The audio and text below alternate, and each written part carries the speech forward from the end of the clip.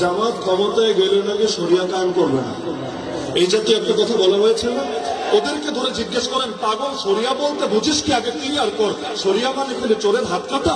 শরিয়া মানে খালি কেউ জিনা করলে পাথর মেরে মেরে ফেলা? এর বাইরে শরিয়ার কোনো শিক্ষা নাই? আর আল্লাহ যেটা বলেছেন সেটাই তো শরিয়া, নবী যেটা শিখিয়েছেন সেটাই তো শরিয়া। জামাত কি বলছে? ক্ষমতায় গেলে ইনসাফ কায়েম করবো। ইনসাফ কি শরিয়াত না? বৈষম্য দূর করবো, এটাকে শরিয়াত না? গরিব দুঃখীর হক আদায় করবো, এটাকে শরিয়াত না? নারীদের ইজ্জত নিয়ে কাউকে ছেড়ে মেরে খেলতে দেবো না, এটা শরিয়াত না? আরে তোমরা শরিয়াত বলতে বোঝাও কি? শরিয়াত বলতে বোঝাও কি? এমনকি তারা যে প্রলোভন দিচ্ছে ক্ষমতায় গেলে তারা শরিয়াত কায়েম করে উল্টিয়ে ফেলবে, এটা কোন শরিয়াত? গতকালও তো আমি দেখেছি, আমি নিজ কানে ভিডিও, সরাসরি তো ছিলাম না, এই মাঠের কথা বলছি। এই মাঠে আমার নাম ধরে নিকৃষ্ট ভাষায় গালিগালাজ করা হয়েছে নাকি হয় নাই? আমাকে আজকে এখানে আসতে দিবে না এরকম ঘোষণা অথর্ব দিয়েছে নাকি দেয় নাই? এই গিবত করো তোমাদের শরিয়াত, গালিগালাজ করো তোমাদের শরিয়াত, হুমকি ধমকি দেওয়া তোমাদের শরিয়াত, গুন্ডামি রাস্তানি করো তোমাদের শরিয়াত। বেটা ফাজিল ভোটে চাইতে দাও না। যতদিন একসাথে থাকো তখন কোনো দোষ নজরে পড়ে না, যখন আলাদা হও তখন ফতোয়া দিতে দ্বিধা করো না। মনে রাখবেন, আমরা ফতোয়াকে বিশ্বাস করি, কিন্তু ফতোয়া দিয়ে কেউ যদি ইসলামের জাগরণ, বাংলাদেশ পন্থীদের জাগরণ রুখে দিতে চায়, আমরা তাদেরকে সুযোগ কিছুতে দেব না।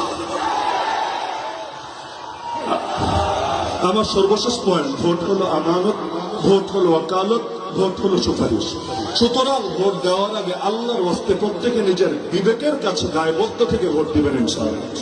নাকি 500 টাকা আর 1000 টাকা পকেটে আসলেই ভোট সেদিকে দেওয়া শুরু করে দিবেন?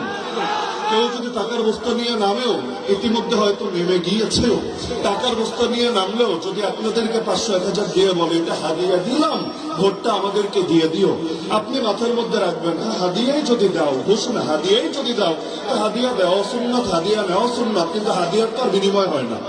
তোমাদেরকে একটা থ্যাংক ইউ দিয়ে দিলাম, যা ভাগো, কিন্তু আমরা ভোট আজাদ ভাই ছাড়া অন্য করে দিব না। যারা এখানে আছেন সবাই কোরআনের পাখি, শহীদ আল্লামা দেলোয়ার হোসেন সাঈদী রহমাতুল্লাহকে ভালোবাসেন নাকি বাসেন না? আজকে আমি এই জনসমুদ্রকে বলতে চাই, যারা আল্লামা সাঈদীকে ভালোবাসেন আগামী 12 তারিখ দাঁড়িপাল্লায় ভোট দিবেন। যারা আগামী প্রধানমন্ত্রী ডক্টর শফিকুর রহমানকে ভালোবাসেন আগামী 12 তারিখে দাঁড়িপাল্লায় ভোট দিবেন।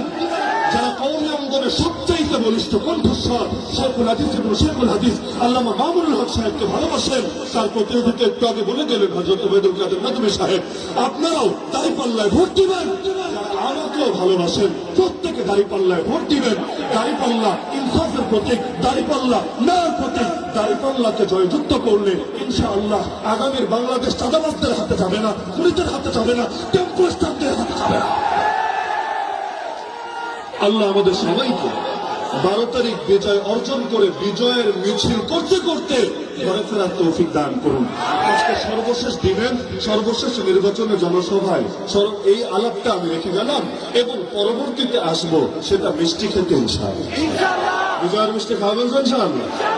মিষ্টি খাওয়ানোর জন্য যেটা করা লাগে সেটা করে দেখিয়ে দিবেন। আল্লাহ সবাইকে তৌফিক দান করুন। আসসালামু আলাইকুম ওয়া রাহমাতুল্লাহি ওয়া বারাকাতুহু।